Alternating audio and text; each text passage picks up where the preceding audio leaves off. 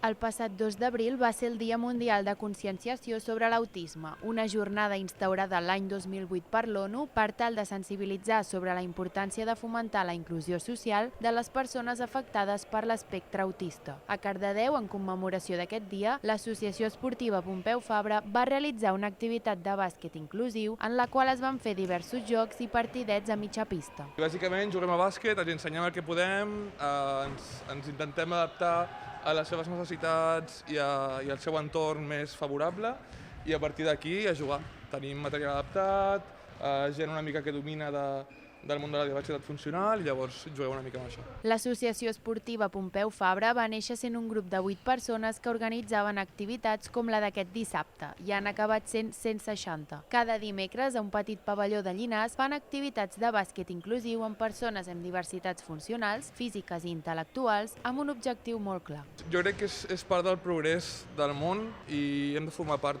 tots i totes i la importància és crear un entorn, un espai on la gent pugui estar còmoda, on la gent pugui practicar esport, passar-s'ho bé i gaudir d'una estoneta feliç, s'emporti un record maco cap a casa i li vinguin ganes de fer esport.